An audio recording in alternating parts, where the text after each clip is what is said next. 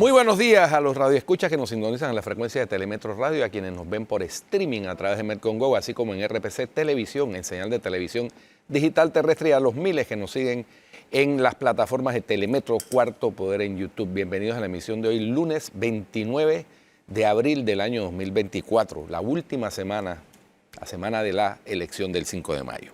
Muy bien, en materia internacional, en España, he decidido seguir con más fuerza si cabe, dijo a las puertas del Palacio de la Moncloa en una comparecencia institucional el presidente del gobierno de España, Pedro Sánchez, quien agradeció las muestras de solidaridad recibidas.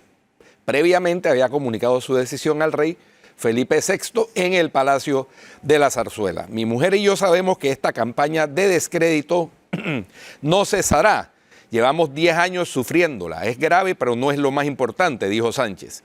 Podemos con ella, añadió, pero dijo que el problema era la instauración de las acusaciones personales y la crispación frente al debate puramente político, y pidió abrir una reflexión colectiva al respecto, y llamó a no consentir que los bulos deliberados dirijan el debate político.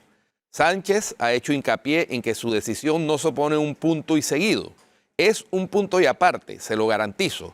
Ha recalcado antes de mostrar su compromiso de trabajar sin descanso, con firmeza, por la regeneración pendiente y el avance y la consolidación de derechos y libertades. Solo hay una manera de revertir esta situación, dijo, en referencia a la degeneración del debate político, que la mayoría social, como ha hecho estos 5 días, se movilice en una apuesta decidida por la dignidad y el sentido común. De este modo se podría poner freno a la política de la vergüenza que llevamos demasiado tiempo sufriendo, porque esto no va del destino de un dirigente en particular. Eso es lo de menos.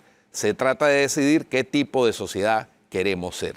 El jefe del Ejecutivo el miércoles pasado se dio un periodo de reflexión ante la campaña de acoso y derribo que considera que están protagonizando contra él la oposición de conservadores, Partido Popular, y de la extrema derecha Vox, y medios y organizaciones de la derecha y la ultraderecha, y que, según asegura, utilizan también para ello los ataques a su esposa Begoña Gómez. Un juzgado de Madrid ha abierto diligencias contra ella por la supuesta comisión de delitos de tráfico, influencias y corrupción en los negocios, tras una denuncia del autodenominado sindicato Manos Limpias, que se fundamenta en una serie de noticias de prensa, denuncias que la Fiscalía ha pedido archivar. Muy bien.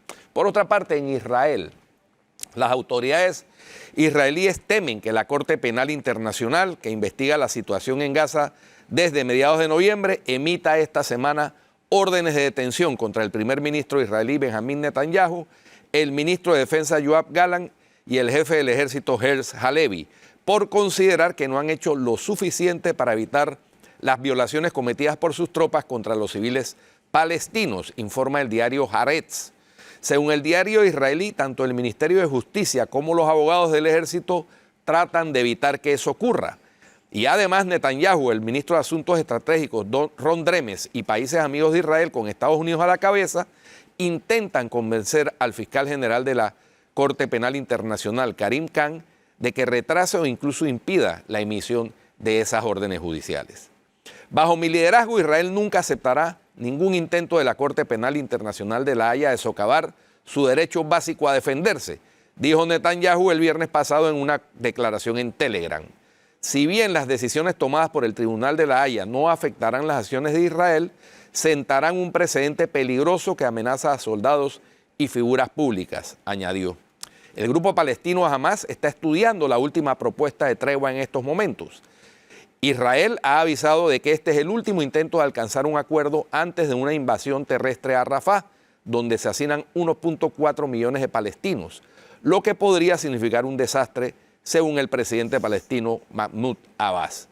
Israel, al igual que otros países como Estados Unidos, Rusia o Irán, no reconocen la autoridad de la Corte Penal Internacional, pero los 123 países que sí lo reconocen estarían obligados a detener a estos individuos y entregarlos al Tribunal de La Haya en caso de que se emita una orden de arresto contra ellos y entren en sus territorios. Es algo que ha afectado, por ejemplo, a la posibilidad de viajes internacionales del presidente ruso. Por otra parte, según el fiscal general adjunto israelí Roy Schondorf, citado por Haaretz, la emisión de órdenes de arresto podría dar lugar a medidas contra Israel como un embargo de armas o sanciones económicas. Y por último, en la isla de Cuba, el Tribunal Municipal de Camagüey sentenció con penas de hasta 15 años de cárcel por delitos como sedición y propaganda enemiga a 13 personas que participaron en las protestas antigubernamentales de la localidad de Nuevitas, ubicadas al este de Cuba, en agosto del año 2022. De acuerdo con un listado proporcionado por la organización Justicia 11J, solo una persona, una mujer acusada de sedición y madre de uno de los sentenciados, fue absuelta por falta de pruebas, mientras que el resto obtuvo sanciones de entre 4 y 15 años de prisión. El portal cubano de noticias 14 y medio dijo que las sentencias repiten el patrón represivo de las protestas del 11 de julio del 2021 y que la condena más alta fue para Mayelín Rodríguez Prado, la joven de entonces 21 años que solo transmitió las protestas a través de Facebook. Recibió 15 años de cárcel, que fueron los mismos que pidió para ella la Fiscalía. Que viva la libertad de expresión en Cuba. Y en Nicaragua, y en Venezuela. Y bueno, qué barbaridad. 15 años de prisión por transmitir por Facebook una protesta. No, hombre, no. Qué barbaridad. ¿Quién sabe? Depende de quién gane. ¿Será? No sé, pero Oye. una semana a esta hora, dentro de una semana, a esta hora debemos estar definiendo ya el asunto. Sí, Ya, sí. falta- Prendí el micrófono, prendí el micrófono. Dentro de una semana a esta hora. Tenemos el reloj para que Flor ya... Esta es la última semana de estrés. Para que ahora sí me estrese Ahora de sí. verdad. Ahora sí Ya estrésate, estamos en de la verdad. última semana, Flor. Sí. ¿Tenemos el reloj? Bueno, Ahí está el conteo. Ay, Dios mío. ahí está. Mira tú, Flor. 5 días. 5 días, 22 horas, 48 minutos, 33 segundos. Eso es lo que falta para Bueno. las 7 de la mañana del Este- 5 de mayo. Este fin de semana fue fin de semana de cierres de campaña, ¿no? De algunos. De algunos, sí. de algunos de los cierres De de algunos. campaña. Unos cierres realmente, pues, uno acostumbrado en otros momentos de la historia de este país a esta altura. Señor productor, si me Eh, quita eso, por favor, Los gracias. cierres, sí, porque le Cuide da, mi salud le da mental. estrés. Le da estrés. Amén. Los cierres de campaña eran realmente como, era un solo cierre de campaña, ¿recuerdas? Uno solo y, Ahora- y trataba de ser multitudinario. Sí. Ahora se están haciendo muchos cierres de campaña a nivel nacional. Cierre de campaña en lugares cerrados también. Creo que el único que tiene un cierre de campaña en lugar abierto va a ser el señor Lomana mañana a las 3 de la tarde. Mañana. Todo lo demás, por lo menos lo que hemos visto, ha audaz. sido locales cerrados, ¿no? Audaz la propuesta. Ahí vi Sí. que viene un conjunto coreano muy famoso también. Sí. Un ¿Dónde? grupo. Al cierre de Sí, un Lomana. grupo musical coreano. Ah, sí, Usa mira una tú. sigla. BSD creo que es. Ah, mira tú, Sí, sí, sí. Sí, qué bien. A amenizar el cierre de Qué bien. Ricardo Lombano. Sí, sí, Claro, todo- porque hay que ser ahí. todos Todos los han cierres amenizado, sí. todos los cierres han estado Esa palabra Lo que me da risa es que muchos amenizados por me da risa cantantes. esa Entonces, palabra. muchos artistas en la elección pasada Sammy estaban con un Fabra va candidato. del PRD. No, muchos artistas en la elección pasada estaban con un candidato, en esta elección están con otro candidato. Bueno, son artistas. No ¿no? cambia, exactamente. Los contratan. Exacto, todo Y entonces, cambia, todo cambia. claro. Las preferencias de los artistas Bueno, yo también no sé, cambian. yo conozco artistas que ni aunque Oye, pagaran. Tú conoces a Rubén Blades, sí, es cierto. Muy Oye, muy bueno Rubén el Blades, knockout de buen Rubén knockout. Blades, sí, me gustó el knockout. Buen- Es más, buen coincido, diría que en un 100% con lo dicho por Rubén Blades, en O todos sea, los que también aspectos. coinciden Sí. en lo que él haría si fuera Sí, presidente. totalmente, totalmente. Mira, llegamos a un punto en donde las circunstancias de esta elección realmente ya llega a la conclusión de que son históricas, son únicas. Es más, la prueba de que son únicas es que, mira dónde estamos, en qué punto estamos, y todavía hay una incertidumbre tremenda de cara a lo que va a ser el 5 de mayo. No, y se le suma Y- le añadimos el ingrediente de que el Tribunal Electoral ahora nos Eso es dice algo- que su sistema informático Eso es viejo, algo más grave obsoleto todavía. y vulnerable. Eso Y es eso no había ocurrido. interesante. No. Eso no había ocurrido en los últimos 30 años. Entonces aquí tenemos no solamente la política tradicional bajo fuego, el propio Tribunal Electoral bajo fuego, la misma incertidumbre ciudadana acerca de una de las candidaturas que todavía no termina de definirse. Mira, Si esta semana yo se sí define, quiero, no. lo que Pero, dijo wow. Juca, en el 2014 tuvimos 1.5 millones de ataques, en el 2019 92 millones. Eso es una progresión exponencial y puedo esperar que la cantidad de ataques que Sí, vamos a recibir los para ataques- este proceso electoral va a ser muchísimo mayor. Claro. Y mira lo que, bueno, es que hay que recordar que hay 2 pruebas que se realizaron Sí. en enero y Y en marzo. marzo y las hizo una empresa española y los sistemas informáticos corroboraron que la red de funcionamiento puede ser vulnerada y que el proceso electoral puede ser manipulado. Me remito a tu entrevista con Rubén Blades cuando le preguntaste acerca del Tribunal Electoral. Y él decía, desde que declararon el principio de especialidad inexistente que no les competía, hasta ahora que se han puesto a interpretar la Constitución que tampoco le compete, pero lo que les compete, como determinar la cantidad real de votantes en San Felipe, no lo atienden.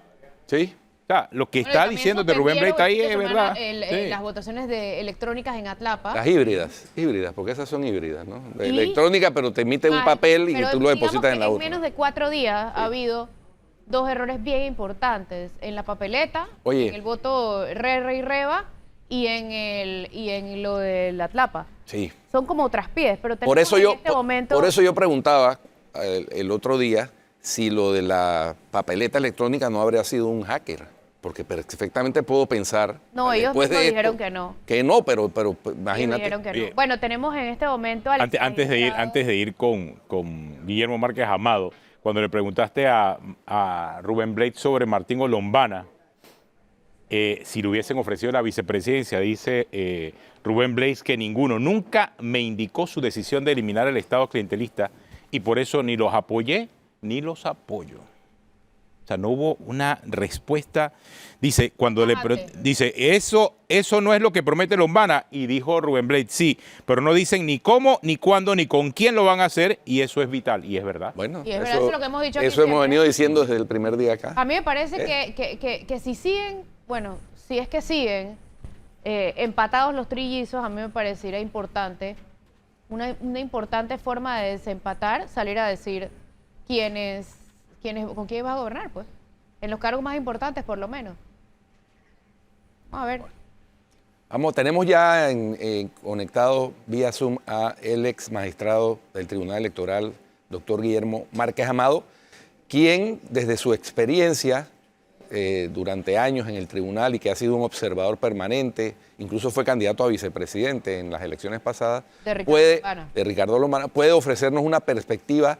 Porque decía yo, doctor Márquez, que he tenido a ratos una sensación como de déjà vu con las elecciones de 1989, reconociendo que son circunstancias totalmente distintas, pero siento ese grado de incertidumbre que sentíamos en aquella época quienes apoyábamos el retorno de la democracia a Panamá. Bienvenido, doctor Márquez.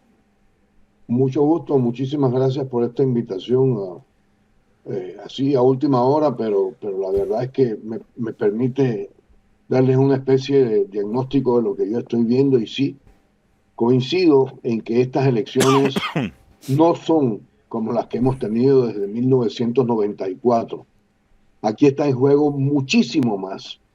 Aquí está en juego la posibilidad de la continuidad de la democracia que ya no promete continuar como la hubiéramos querido tener, porque se ha enrarecido el ambiente en que se desarrolla gracias fundamentalmente al clientelismo.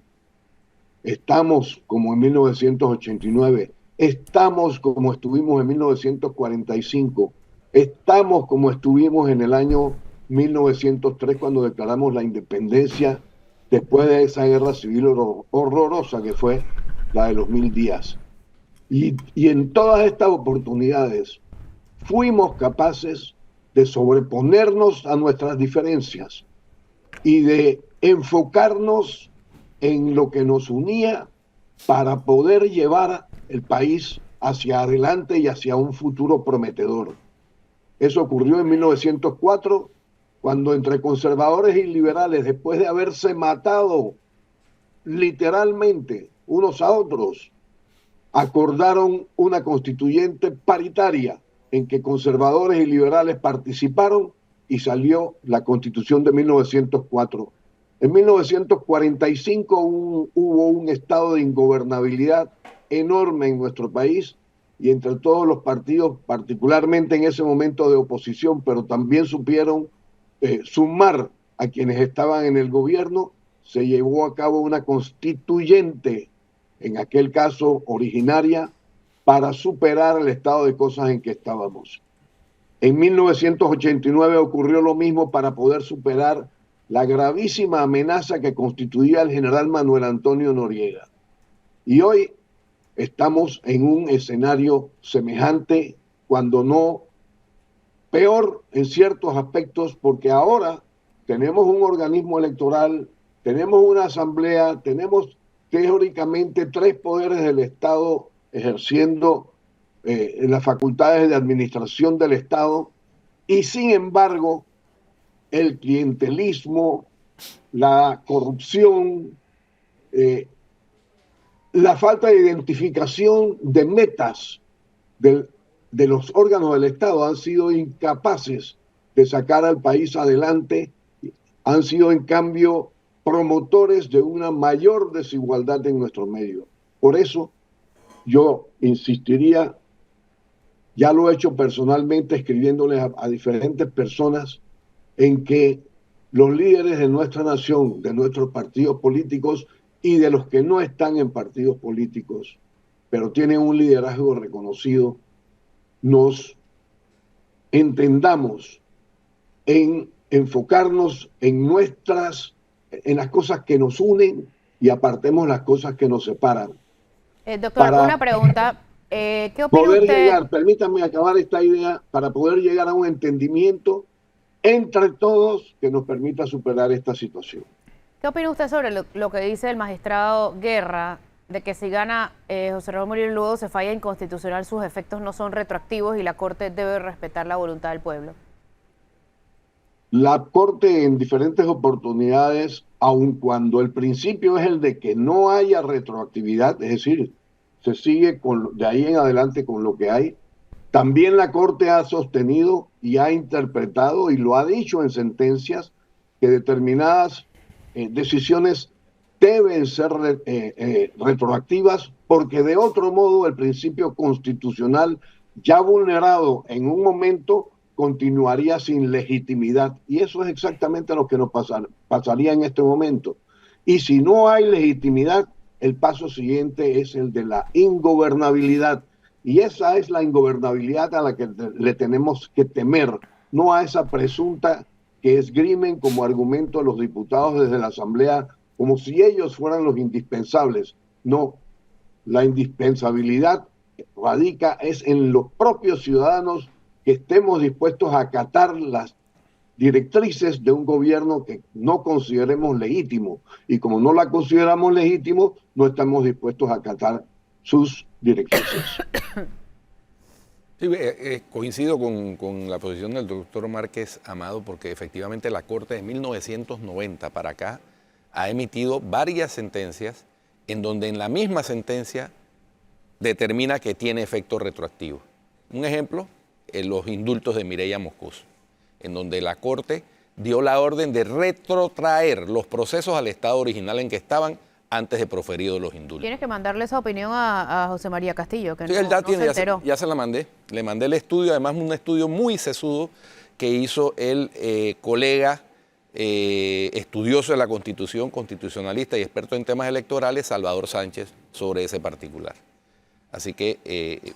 muy buena esa opinión de Salvador Sánchez. Sí, correcto, correcto. Un estudio de 30 y pico de páginas donde detalla cuáles son los casos en materia electoral, específicamente en que la Corte ha fallado con efecto retroactivo. Doctor, otra inquietud que me surge, y quiero aprovechar su presencia para preguntarle, hoy se van a ir al Palacio Gil Ponce, creo que son 4 o 5 abogados, a presionar, a presentar una solicitud de urgencia o con urgencia de que, como ya iniciaron las elecciones a través del RERRE y del REVA, entonces que la Corte debe declarar esto como sustracción de materia. A mí se me hace curioso esa interpretación de sustracción de materia, porque si las elecciones se dieran el 5 de mayo y la Corte después del 5 de mayo decide, yo no había escuchado que nadie dijera que iban a tratar de aplicar la sustracción de materia. Sin embargo, ahora que comenzó el proceso del voto adelantado y del voto de los residentes en el extranjero, han optado por esta interpretación. Quisiera su opinión al respecto. Mi opinión personal es la de que a la Corte hay que dejarla que actúe. Y la sustracción de materia no debe entenderse como que opera en una situación como esta. El entendimiento que yo tengo de la situación es que propuesta la impugnación, o más bien la acción de inconstitucionalidad contra lo dispuesto por el Tribunal Electoral y con la candidatura del señor José Raúl Mulino, debe concluir con un fallo real, atendible, que introduzca los correctivos que sean necesarios introducir, bien fundado. Yo incluso he llegado a sostener con algunas personas que yo creo que hay muy buenos argumentos para sostener cualquiera de las dos tesis, tanto la constitucionalidad como la inconstitucionalidad. Lo que se requiere, en mi opinión, es que se haga ese análisis fríamente, muy bien estructurado, muy bien fundamentado jurídicamente, y que se acate por todos nosotros tal cual, porque además en una sociedad civilizada tiene siempre que haber un árbitro que tenga la última palabra para decidir lo que haya que decidir.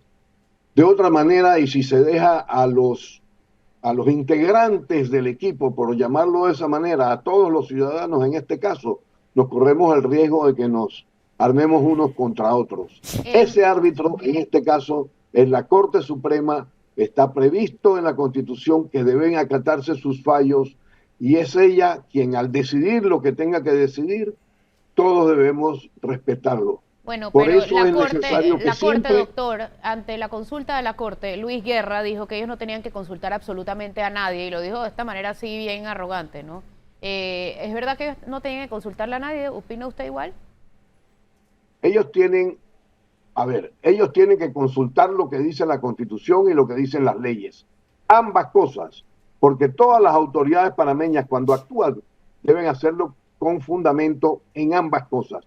Lo que pasa es que al final la interpretación con respecto a las normas constitucionales las tiene que hacer la Corte Suprema de Justicia, porque es el árbitro instituido de esa manera por la Constitución Política de la República. Hasta ahí tenían que haber llegado los magistrados del Tribunal Electoral. Si lo hicieron o no lo hicieron, no me consta, no estaba ahí. Entiendo que hubo bastante debate interno al respecto, pero ahora la pelota está en manos de la Corte Suprema de Justicia y yo creo que deberá decidir eso.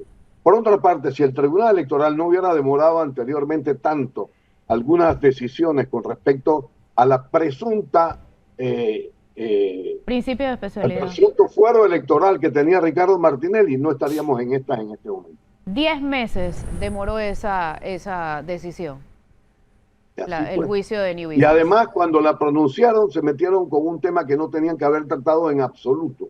Por eso es que el Tribunal Electoral, y es a esto a lo que se refiere Rubén Blades, cuando dice que desde aquella decisión del Tribunal Electoral y al tratar el tema del principio de especialidad, que no era materia de su competencia, el Tribunal Electoral ha perdido la credibilidad que tenía. Yo creo que viene desde antes, cayendo paulatinamente. Y no es la única institución, ahí está la Contraloría General de la República, la Asamblea Nacional, en fin. No son pocas las cojeras de que adolecemos en nuestro andar. Y en los últimos 4 días, hablábamos aquí antes de que usted entrara al Zoom, en los últimos 4 días hemos visto 2 traspiés del Tribunal Electoral. Primero, el error en la papeleta, en el orden de los números en la papeleta, y 2, la suspensión del voto electrónico en Atlapa para el día de las elecciones. ¿Cómo ve usted eso? Mire, desde que se comenzó a hablar, en primer lugar, el error ese en la papeleta no tiene absolutamente ninguna justificación. Y el Tribunal Electoral haría muy bien en salvar cara, o por lo menos en intentarlo, si dijera quién es, cuándo, cómo y por qué se incurrió en un error tan grande. Todos los niños, incluso desde kinder, saben que después del 6 viene el 7 y después del 7 viene el 8 y después del 8 el 9 y no se salta del 1 al 7, del 6 al 8 y luego mete el 7 por allá porque se le había olvidado. Eso no ocurre. El Tribunal Electoral tiene que aclarar eso muy bien, pero además hacer los señalamientos que tienen que hacerse con respecto a quienes incurrieron en eso. Número uno. Con respecto al voto electrónico. El voto electrónico tiene la particularidad todavía, mientras no hallemos mecanismos que lo impidan, la posibilidad de que en la programación del voto electrónico se introduzcan elementos que puedan alterar la voluntad del elector al manifestarse en sus preferencias. El voto electrónico no es admisible ni seguro todavía. En todas partes donde se ha utilizado ha sido cuestionado, cuando no criticado directamente y hasta descalificado como un sistema apto para una votación. Además, en el caso de Panamá, lo quiero mencionar porque yo lo he dicho con anterioridad en la Comisión de Reformas Electorales. Ese voto en las cárceles no tiene ningún sentido, porque en las cárceles no hay libertad. Esos detenidos están en manos de los carceleros. Esos son los que les pueden decir cuándo le permiten a un detenido tener visitas, de quién pueden tener visitas, si pueden salir al patio a coger sol o no, si pueden practicar deporte, si pueden hacer oficio, lo que quieran. Y si los votos en determinada mesa no son como los carceleros quieren, pues tienen los mecanismos para hacer que los detenidos los hagan como ellos quieren y sancionarlos si no lo hacen así. Ahí no hay libertad. Pero ¿y cómo pudiera ser distinto en el caso de las cárceles, pues? ¿Qué propone usted? No.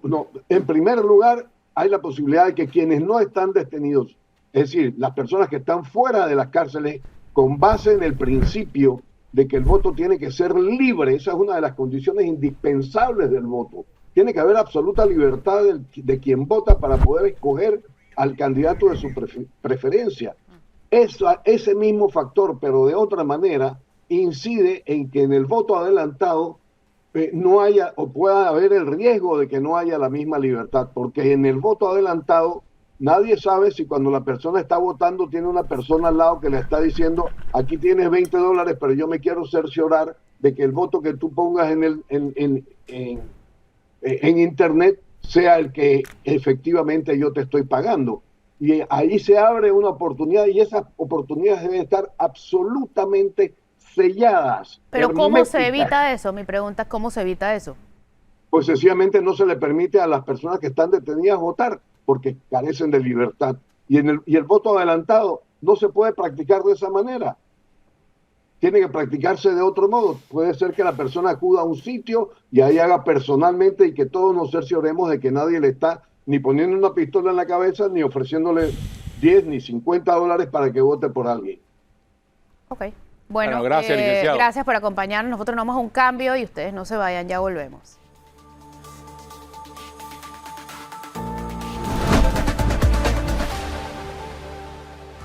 Continuamos aquí en Cuarto Poder. Esta mañana nos acompaña el candidato a alcalde ahí en Colón, José Pepe Hug. Estuvo con nosotros en el noticiero de la mañana conversando acerca de la situación en Colón. Muy preocupante algunas de las denuncias que presentó, sobre todo por lo delicada que es la situación en Colón. Y veo que usted está en medio de esa campaña, una campaña que muchos están diciendo que puede tornarse violenta allá en Colón, por cierto, señor Hug. Muy buenos días. Buenos días a todos. Efectivamente es así. Mire, nosotros tenemos 30 años de trabajar en el centro de Colón. Nosotros damos empleos de forma directa e indirecta del centro de Colón. ¿En qué? Nosotros tenemos una empresa de reparación y pintura de carros hace 30 años en Colón, frente al Colegio de la Salle de Colón. Nosotros hemos podido ver el sentir de los colonenses en todo este tiempo, y créanme que por eso nos obliga a meternos en este tema de la política, pese a que nunca habíamos participado, producto del desatino completo y absoluto de parte de las autoridades que hoy nos regentan. Nosotros tenemos una autoridad hoy día que tuvieron un gasto de $211 millones en 5 años. Y en Colón no hay una obra, que pueda decirnos en qué se gastaron ese dinero. O sea, para darle un punto de referencia. Sin embargo, nosotros en Colón lo que pretendemos y tenemos un plan de 3 ejes que se llama El Sol, que es seguridad, orden y limpieza, que es lo que Colón necesita hoy día. Y pero con ese plan, poniendo la ejecución a cabo de un año, nosotros pretendemos tener que los operadores de turismo vuelvan a funcionar en Colón, que los empleos en Colón vuelvan a tener empleo los colonenses, que no lo tienen. No hay empleo en Colón, producto de las autoridades que hoy tenemos. Y aparte podamos tener que la economía de Colón vuelva a girar, que la economía de Colón hoy día está detenida. Pero ¿quién la detuvo? Esa es la pregunta. Esta administración, porque pareciese que lo que estamos viviendo ahora es el reflejo de los errores de muchas administraciones pasadas. Es así, lamentablemente, pero esta ha sido peor que todas las anteriores. ¿Por qué? Porque es la que menos labores ha hecho, es la que menos trabajo ha concluido, es la que no ha hecho nada. Solo único se ha sentado ahí a hablar de que la pandemia no pudo trabajar, después que no pudo trabajar por la huelga, después que no pudo trabajar por un sinfín de causas, pero lamentablemente no hizo nada en 5 años y pretende ir a una reelección, que yo creo que sería lo peor que nos puede pasar a nosotros en Colón. Yo lo veo desde el punto de vista de un colonense más, que ha estado todos los días en Colón, tiene 50 años viviendo en Colón, y no puede ser que nosotros en Colón tengamos que vernos en estos avatares de la política para poder lograr cambiar las cosas de Colón. Colón necesita cambiar, necesita gente que de verdad tenga determinación, compromiso, y que no esté dispuesto, y que de verdad quiera respetar su nombre, que diga salgo de ahí y haya un antes y un después de Pepe. ¿Qué tan peligrosas está el proceso allá? Súper peligroso. La información que tenemos es que pretenden al cabo de las 8 de la noche bajar los breques en ciertas escuelas para que puedan cambiar y tornar y hacer. Hey, ellos saben que están perdidos. No es algo que yo no te puedo decir quién va a ganar. Yo te puedo decir quién seguro no va a ganar. Y es el candidato a alcalde actual. Es que si los colonenses los escogen, señores, si los colonenses escogen, no importa el presidente que gane. Para el resto del país no toma ser la burla nacional. Si ustedes escogen, como que a mí me dices que tú tienes un matrimonio en el cual tu mujer te golpea todos los días y tú vas a aceptar quedarte con ella. Aquí en Colombia tenemos una autoridad que lamentablemente no ha hecho nada en 5 años y va a una reelección. No importa quién gane. Ojo, él es alcalde y representante y antes de estas elecciones también era representante, creo que 2 veces. Entonces lo siguen eligiendo. No es que es primera vez el error, no. Van 3. Sí, pero lo que yo creo y a lo que yo le tengo toda mi esperanza puesta es que los colonenses, las 2 veces lo eligieron. ¿Por qué? Porque en Barrio Sur, que por cierto es el corregimiento más feo que tiene, yo creo que la República, después de ser uno de los mejores. O sea, mira el nivel que nosotros hemos llegado, que los colonenses no van a votar con esa opción. Yo siento que los colonenses han tomado la elección y que esta vez no va a haber no van a tomar ese camino. Colón necesita gente con decencia, que tengan de verdad voluntades. Ante ese señalamiento que hace usted de lo que se escucha, que maniobras después de que caiga la noche, etcétera, ¿qué medidas ha tomado el Tribunal Electoral para garantizar la seguridad en los recintos en donde se estarán desarrollando las elecciones en el área de la ciudad de Colón? Mire, licenciado, le voy a contestar de una forma que no sé si le parezca correcta. Lo que hicieron fue nombrar nuevamente al director del Tribunal Electoral que habían sacado por malos manejos, lo volvieron a poner. Así estamos de dañado la situación en Colón. O sea, eso te da una idea y un parámetro de cómo se están manejando las cosas en Colón. Yo le digo, yo a veces pienso si es que Colón estamos apartados del resto del país, porque el resto del país sigue avanzando. Los políticos, lo único que prosperan en Colón son los políticos. Lo que nos cuesta a nosotros lograr que Colón avance y nombran un político de esto, lo eligen y Colón va 5 años para atrás, cada vez 5 años más. Por eso con los colonenses yo los invito y ya les digo que escojan una propuesta nueva, una propuesta limpia, una propuesta que no tiene ningún tipo de manchas, que ha sido una persona que pueden evaluarme desde el punto de vista general con todo lo que lleva el estar postulado en esta candidatura al Partido Popular. Nosotros necesitamos gente, y yo entiendo en Panamá Ustedes solamente ven la... Hablabas la esta mala- mañana en el noticiero de una denuncia de amenazas de muerte. Hombre, periodista, si usted le dicen, vamos a matar, y después sale diciendo que eso es una jerga, ¿usted cree que esa jerga funcionaría en una provincia en la cual el índice De homicidios. de homicidios de todo tipo es tan alto? O sea, vamos a ponernos en la realidad. Que hablar de matar en Colón no es cualquier cosa. Sí, no es que tú me cualquier vas a cosa, decir a mí. Es una broma. Y créame, la otra vez yo vine a estos noticieros y me tomé la libertad de tratar de ser lo más ameno, de lograr que los colonenses entendieran que no es algo personal, pero los colonenses tienen que entender que nosotros estamos en manos de autoridades siniestras que están tomando las actitudes de que o voy a ganar de la manera buena o voy a ganar de la manera mala, pero voy a ganar. Una pregunta directa, señor Hook. Se menciona mucho la penetración del narcotráfico en la política y aparentemente eso en Colón es uno de los lugares en donde por la situación de que es una ciudad portuaria, terminal del Canal de Panamá, no escapa de esa situación. ¿Qué nos puede decir al respecto? Mire, para nadie es un secreto que hoy día la narcopolítica está metida en Colón.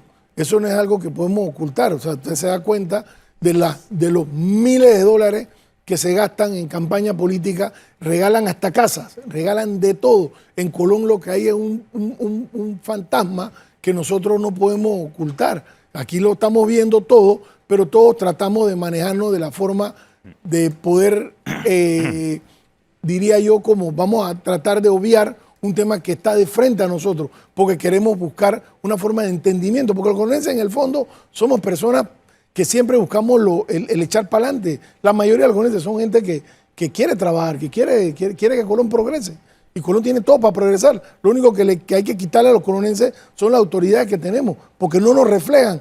Usted puede hablar con la mayoría de los colonenses y no son esas las personas, ni tienen esa forma ni de hablar como hablan ellos. Me preocupa eso que usted dijo de que esperaban cortar la luz el día de la elección en algunas escuelas. ¿Cómo A es las eso? 8 de la noche, ¿cómo es? Eso es lo que se tiene, lo que la información que manejamos, que ellos van a apagar las luces para poder hacer las cosas que tengan que hacer para garantizar el triunfo, que no lo van a poder hacer. Entonces nosotros estamos llamando a la conciencia del Tribunal Electoral de que eviten que eso se dé, que no hayan ese tipo de situaciones y que el Tribunal Electoral garantice de que se pueda lograr. Pero esos son rumores, son advertencias que han venido de parte de la autoridad. ¿Eso cómo se está manifestando?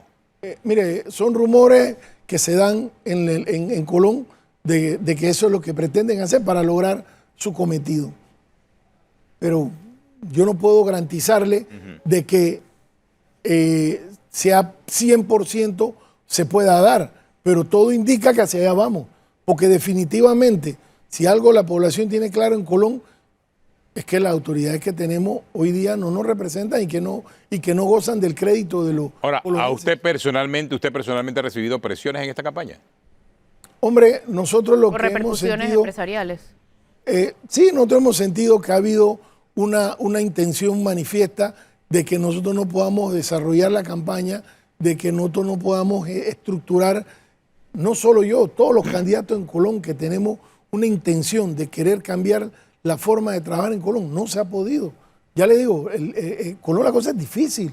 Colón, yo no sé el resto del país, yo creo que aquí en Panamá ustedes tienen otros manejos. En Colón la situación está bien difícil y tenemos que saber cómo manejarla para que Colón pueda salir adelante y podamos lograr tener autoridades que sí nos representen y que sean la elección de los colonenses. En el caso suyo, usted como su propuesta de campaña particularmente, ¿qué trae? ¿Qué propone? Nosotros lo que proponemos para Colón es seguridad, orden y limpieza. Es un plan de 3 ejes. El sol. Recuerde que la alcaldía de Colón está quebrada. O sea, aquí No, ¿le deben al Seguro Social? le debe 7 millones de dólares. Se generaron 211 millones de fondos de descentralización. Y usted me puede decir, usted maneja más información que yo. Yo estoy en Colón y yo no veo ninguna obra concluida ni iniciada. O sea, aquí nosotros lo que proponemos en seguridad, establecer un sistema de cámaras del siglo XXI, iluminar los 15 corregimientos, hacer que la policía municipal vuelva a existir. No existe. aparte de trabajar de la mano de la Policía Nacional. La pregunta es cómo, si está quebrada, pero vámonos a un cambio y al regresar seguimos hablando de este tema. Ya volvemos. Ok.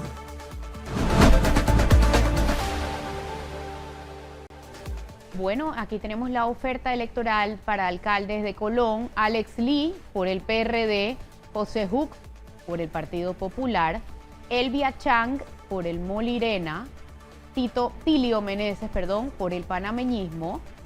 Tenemos también a Diógenes Galván por CD y por libre postulación, Lujo Mayra por RM y Alianza, Diana Mora por País y Rigoberto Hall por Otro Camino y libre postulación. Y también está Kevin Thompson por la libre postulación.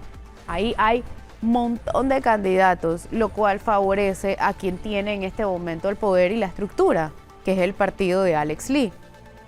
Es el famoso divide pero vencerás. Mira, eso depende de si tú estás en la gatera, pero si tú no tienes la credibilidad de nadie y lamentablemente la gente no te quiere, yo no creo que eso funcione. Es la misma situación que tenemos a nivel presidencial. Pero ¿qué ha hecho que no lo quieran ahora después de 3 elecciones? ¿Qué ha hecho distinto para que ahora no lo quieran? Porque él ha sido él desde que yo tengo uso de razón. Mire, yo pienso que lo que ha sucedido es que los colonenses han realizado que en el barrio sur tú puedes manejarlo en cierta medida con recursos, pero ya a nivel del distrito ya la cosa cambia, porque tienes que tu radio de acción tiene que ser mucho más grande. Y eso es lo que yo creo que él no alcanza a tener, porque lamentablemente los 15 corregimientos donde nosotros hemos andado, no, como te digo, no será en favor de uno en particular, lo que sí sea en contra de quién sí no, que quién no lo quiere. Y es a él, lamentablemente es así. Usted hablaba en bloque anterior de unas propuestas que tiene para Colón, pero minutos antes había dicho es que está en quiebra el distrito. Digo, ¿Cómo entonces? Tenemos una alcaldía que la deuda a la Caja de Seguro Social. Tenemos una alcaldía que tiene un montón siempre está atrasada con las quincenas de los empleados. O sea, eso te da una muestra directa de que tiene que haber un problema en el municipio. Pero no necesariamente de quiebra, quizás es de desgreño. Hombre, eso lo sabremos cuando lleguemos. Ahora, a mi parecer, cuando tú dejas de pagar compromisos como el Seguro Social, como a no pagar a los empleados porque estás en quiebra. Eso ¿Y entonces cómo va a hacer lo que quiere hacer usted? Lo que nosotros pretendemos es, al llegar, primero ordenar los gastos. Porque tú, si ordenas tu gasto, primero sacas de la planilla lo que son botellas, que son un montón, porque hay un montón de gente en esa planilla que nadie sabe dónde trabajan. Si tú eliminas eso, entonces tú puedes ir tomando el ritmo. Recuérdense que al momento que tú tienes una ciudad nuevamente segura, nuevamente ordenada y limpia, que es lo que más necesita Colón, resolver el problema de la basura, tú vas a tener una ciudad en la cual los objetivos se van a cumplir. ¿Que cuáles son? Vas a tener nuevamente una economía dinamizada en la provincia. Vas a tener a los operadores de turismo realmente trabajando en Colón y vas a tener empleo para que los colonenses vuelvan a tener plata en el bolsillo. Los colonenses, la realidad es que no tienen recursos, porque las autoridades que tenemos lo que hacen es evitan que haya inversiones nuevas de parte de la empresa privada. ¿Cuándo fue la última vez que se dio una construcción nueva, que se generó nuevos empleos en Colón? No hay. O sea, nosotros lo generamos desde acá de Panamá, pero siendo el distrito, el alcalde, el que genere acciones para generar nuevos empleos, dígame una, que yo no sepa. Yo no encuentro ninguna. La última vez que hubo grandes obras en Colón, quizás fue la construcción de la Ciudadela Altos de los Lagos, que se construyeron 5.000 apartamentos. Sí, pero eso generó desde la ciudad, desde la presidencia. Yo estoy hablando de la autoridad local, sí. Tú tienes 6 millones de dólares de centralización. La última noticia que tuvimos fue de demoliciones de las autoridades locales. Demolieron incluso una casa histórica. Por eso, ¿no? Pero es que eso, porque en todo este tipo de situaciones lo que se genera es buscar una ventaja y ver qué provecho le sacan. Hasta las demoliciones generan dinero. Sí. Y entonces lo que tenemos que sentarnos a ver lo que en realidad les sirve a los colonenses para resolver. Nosotros lo que necesitamos en Colón es una autoridad que tenga los puntos claros hacia dónde quiere ir.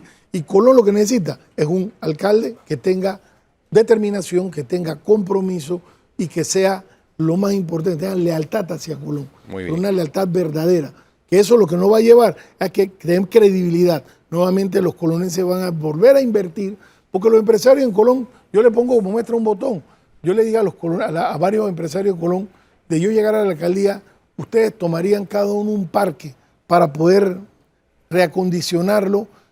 Y miren, ¿cómo no? Es que la gente en Colón sí quiere volver a invertir en Colón.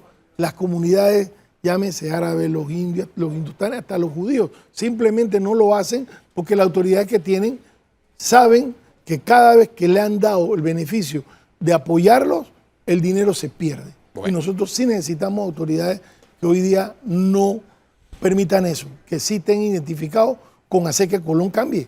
Colón puede cambiarlo, Colón lo que necesita es tener gente que de verdad tenga buenas intenciones, que sí quiera lograrlo. Y por eso estamos en esto. Nosotros, ¿Qué mensaje recibiría usted si vuelven a elegir a Alex Lee? hombre, el mensaje que vamos a recibir, no solo yo, creo que todos los colonenses, es que lamentablemente nos va a tocar un aprendizaje largo, porque si eso es lo que va a pasar, lo que estamos recibiendo es de que el clientelismo pudo más que la conciencia.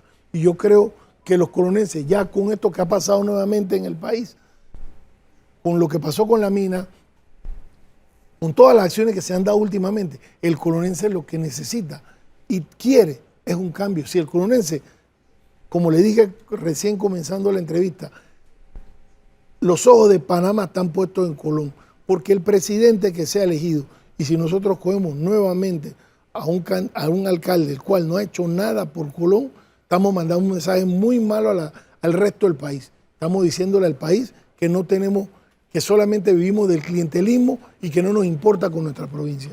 Esa es la realidad.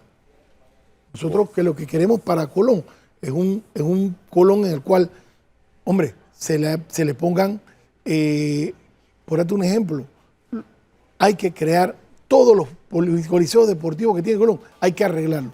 Y en la medida que podamos hacer un polideportivo en las afueras, hay que descentralizar el municipio, todas las oficinas del municipio están en un solo lugar, hay que sacarla uno para lo que es la transísmica. Créame que es donde está el futuro de Colón. Colón ya no es el casco, le decía calle, es la transísmica. Hay que poner oficinas municipales en la transísmica, en las cuales nosotros podamos desarrollar, comprar placas, tener todo tipo de actividades del municipales, pero en las afueras. La transísmica, con los fondos de descentralización, nosotros podemos lograr acueductos rurales. El problema más grande, señora Flor, que hay en Colón, la parte de la basura, es el agua. No hay agua en Colón, no hay agua. Todos los corrimientos que tú vas, el problema que tienen es que no hay agua, en todos. Ese debería ser los dos puntos más puntuales de tocar en Colón. Muchas gracias, señor Duque. Oiga, a propósito, el anuncio del BTS en el cierre de Lombana, obviamente es un vacilón. Lombana todo el fin de semana ha estado posteando en sus cuentas de Twitter, de X, diferentes artistas que van a estar en su cierre de campaña, que incluye desde BTS, pasando por esta banda inglesa One Direction, Boy Band, Taylor Swift, los Rolling Stones, etcétera. Obviamente es un vacilón. Bueno, listo. Tú habías caído, ni llamando la atención sobre su cierre de campaña. Bueno, Se nos acabó el tiempo. Si usted sigue en Telemetro Radio, siga con los muchachos del brunch y en RPC Televisión, la retransmisión de Calle 7. Hasta mañana.